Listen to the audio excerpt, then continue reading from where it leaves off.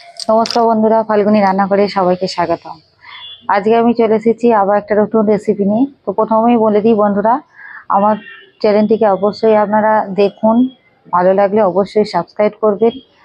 আমি যে আজকে নতুন একটা রেসিপি নিয়ে এসেছি সেটা আপনাদের দেখাবো, আর প্রথম থেকে শেষ পর্যন্ত আপনারা দেখুন আজকে আমি কিভাবে কি রেসিপিটা বানাচ্ছি, আপনারা দেখতে থাকুন। বন্ধুরা, আজকে আমি কি নিয়েছি বলুন তো? আজকে কি রান্না করব? আজকে রান্না করছি মাছের ডিম। তো মাছের ডিম আপনারা অনেক রকম ভাবে খেয়ে থাকেন, তো আমি আজকে একদম নতুন ভাবে আমি একটা রেসিপি বানাচ্ছি। আপনারা দেখতে থাকুন, আমার সঙ্গে থাকুন। বন্ধুরা, আমি মাছের ডিমটাকে আগে আমি মাখবো। তো কি কি উপকরণ দিয়ে মাখবো আপনাদের বলে দেবো। প্রথমেই নিচ্ছি নুন, পরিমাণ মতো নুন। আমার কাছে এটা 200 গ্রাম মাছের ডিম আছে। হলুদ,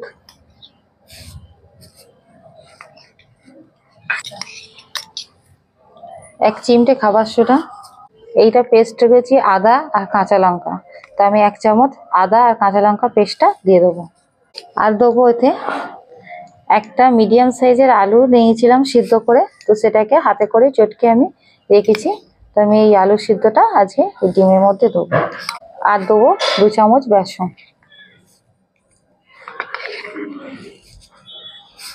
এবার ভালো করে এই ডিমটা এই সব উপকরণগুলো দিয়ে আমি ভালো করে মাখিয়ে নেব।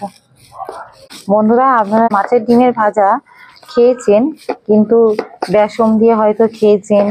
তো আমি আজ এই যে আলুটা দিয়ে আমি যে ডিমের বড়াটা ভাজবো, আর ডিমের বড়াটা ভেজে আমি কি করব সেটা আপনারা আমার সঙ্গে থাকুন, না থাকলে কিন্তু আপনারা বুঝতে পারবেন না। বন্ধুরা, এইভাবে আমি মেখে নিচ্ছি। আলু খুব একবারে ম্যাশ করার কোনো দরকার নেই, একটু যদি থাকে খিস থাকে কোনো অসুবিধা হবে না।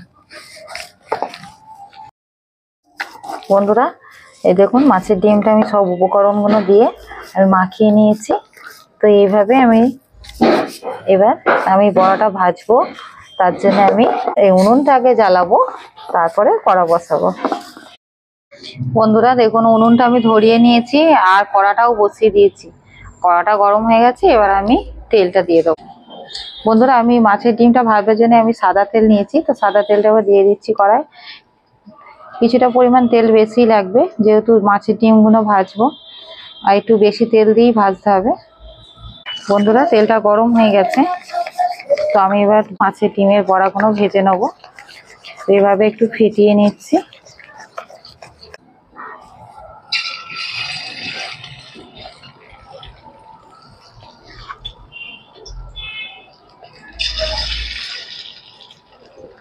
আমি চামচের সাহায্যে বড়াগুলো ভাজছি, আপনারা চাইলে হাতে করেও দিতে পারেন।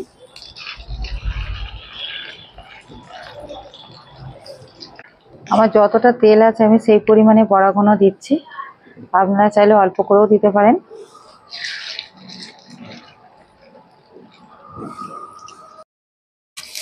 বন্ধুরা, এক পিঠ হয়ে গেছে, আমি এবার উল্টে দেবো। কি সুন্দর কালারটা এসেছে।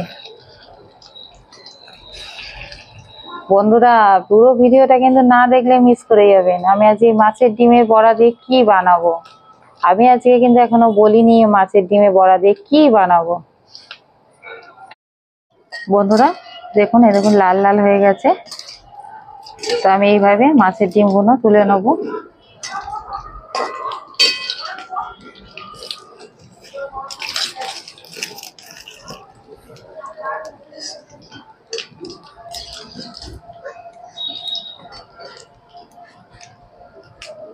দেখুন বন্ধুরা, এইভাবে লাল লাল করে ভেজে নিতে হবে।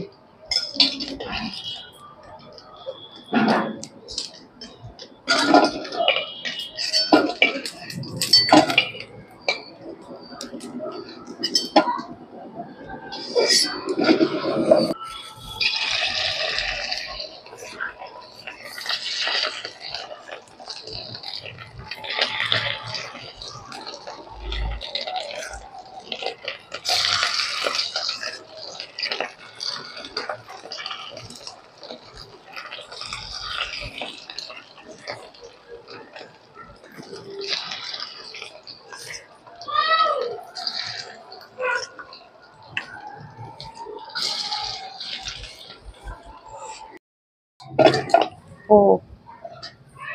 বন্ধুরা, আমি বাকি ডিমটাও ছিল সে আমি ভেজে নিচ্ছি, তারও একটু আছে, সেগুলো আমি ভেজে তুলে নেবো। এইভাবে এরকম লাল লাল করে তুলে নেবো। বন্ধুরা, মাছের ডিমের বড়াগুলো তো আমি ভেজে নিয়েছি। তা আমি এবার এই মাছের ডিমের বড়াগুলো দিয়ে আমি আজকে তরকারি বানাবো। তো তরকারি বানানোর জন্য প্রথমে নিয়েছি আলু। আলু ডুমো ডুমো করে কেটে নিয়েছি। আলু নিয়েছি, বেগুন নিয়েছি, পেঁয়াজ কুচি নিয়েছি, আর তার সঙ্গে আছে কাঁচা লঙ্কা চিড়ে নিয়েছি কটা। আর তার সঙ্গে দেবো একটু আজকে হলুদ গুঁড়ো, নুন, জিরে গুঁড়ো, এটা তো অবশ্যই লাগবে। তো এখানে আছে আদা কাঁচা লঙ্কা যে পেস্টটা করে রেখেছি, আদা কাঁচা লঙ্কা আর জিরের গুঁড়ো, এই দিয়েই আজকে তরকারিটা বানাবো। প্রথমে বন্ধুরা তেলটা গরম হয়ে আছে, আর একটু ওতে তেল দেবো, আর একটু টমেটো দেবো। বন্ধুরা তেলটা গরম হয়ে গেছে, তো আমি একটু 5 ফোড়ন নিয়েছি, তো 5 ফোড়নটা তেলে দিয়ে দেবো। বন্ধুরা ফোড়নটা হয়ে গেছে, আমি এবার আলুগুলো দিয়ে দেবো।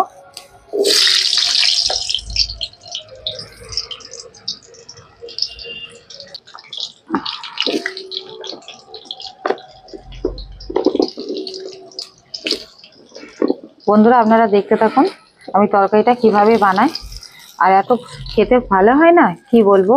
আপনারা অবশ্যই একবার মাছের ডিমে এইভাবে তরকারি বানাবেন, দিয়ে খাবেন। অবশ্যই একবার খেয়ে দেখবেন কেমন হয়। বন্ধুরা দেখুন আলুগুলো ভাজা হয়ে গেছে, তো আমি এবার দিয়ে চিরা কাঁচা লঙ্কা নিয়েছি। আপনাদের মতন আপনারা যেরকম ঝাল খান তো সেরকম দেবেন। তো আমি এখানে 4-5টা মতন কাঁচা লঙ্কা চিরা দিয়েছি, আর একটু ঝাল আমি বেশিই খাই, তাই জন্য বকাবকি করে সবাই। তো আমার একটু ঝাল বেশি না খেলে আমার ভাত খেয়ে পোষায় না। আপনারা যেরকম ঝাল খাবেন সেরকম দেবেন। তো বন্ধুরা আলুগুলো ভাজা হয়ে গেছে, এবার আমি পেঁয়াজগুলো দিয়ে দেবো।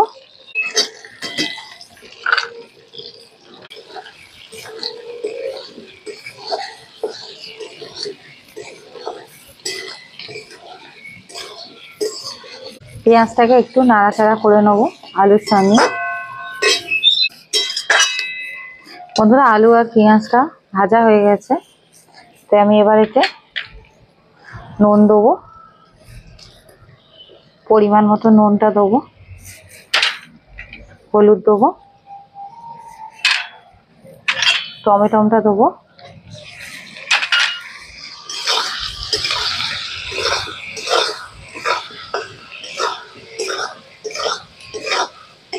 একটু ভালো করে নাড়িয়ে নেবো।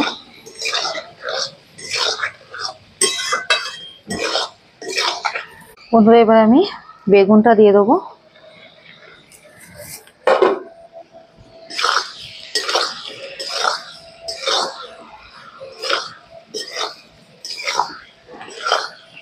বন্ধুরা এই যে এইভাবে আমি নাড়ছি, তো নুনটা দিয়ে দিয়েছি, টমেটোটাও দিয়েছি, তাই একটা জল বেরোচ্ছে, তাই একটু জল বেরোচ্ছে।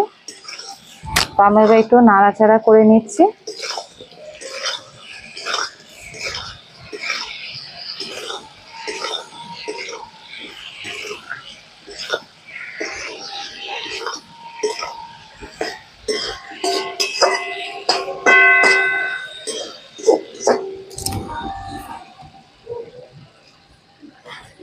বন্ধুরা যেহেতু জল একটু বেরোচ্ছে, তা আমি একটু সামান্য পরিমাণে অল্প একটুখানি জল এতে আমি অ্যাড করছি।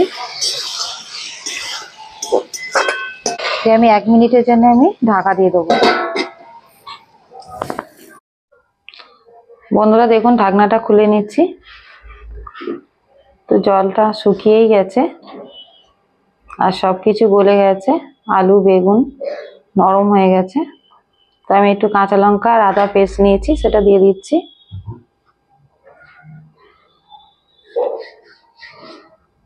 আর একটু জিরে গুঁড়ো,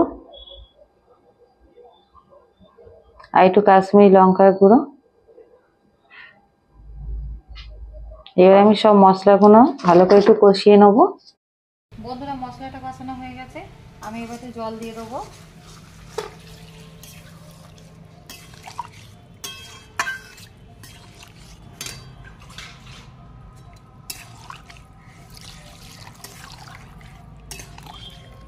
বন্ধুরা ঝোলটা ফুটে গেছে, তো আমি এবার এই যে মাছের ডিমের বড়াটা এবার দিয়ে দেবো।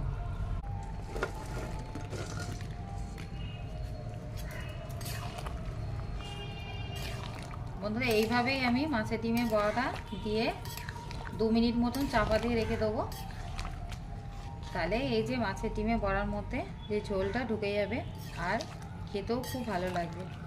তো একটু ঝোল ঝোল আপনারা চাইলে একটু ঝোলটা বেশি রাখবেন, আর যদি মাখা মাখা রাখতে পারেন তাহলে মাখা মাখা রাখবেন। তা আমি একটু জলটা পরিমাণটা আপনারা বেশিই রাখবেন, কারণ এই মাছের ডিমের বড়াতে কিন্তু জলটা টেনে নেবে। একটু গ্রেভিটা একটু বেশি করবেন, যাই এটা ফুটে যাবে না তাহলেই তখনই ওই গ্রেভিটা একটু কমে যাবে, এই ডিমেটা একটু ঝোলটা টেনে নেবে। বন্ধুরা আমি এইভাবে ঢাকাটা দেবো, পুরোপুরি একবারে মুড়ে দেবো না। তো এইখানে খুন্তিটা রেখে এইভাবে ঢাকাটা দিয়ে রাখছি, কিন্তু সব কিছু সিদ্ধ হয়ে গেছে, খালি বড়াটার মধ্যে যে একটু ঝোল ঢুকবে তার অপেক্ষায় আছি। তো আমার তরকারিটা প্রায় হয়েই গেছে। বন্ধুরা দেখুন বড়ার মধ্যে ঝোল ঢুকে একদম বড় বড় হয়ে গেছে আর ভেসে উঠেছে। তো এইভাবে তরকারিটা বানিয়ে নেবেন আর খুব সুন্দর লাগে খেতে। অবশ্যই একবার হলেও খেয়ে দেখবেন বাড়িতে। বন্ধুরা আমার তরকারিটা হয়ে গেছে, তো আমি এবার নামিয়ে দেবো।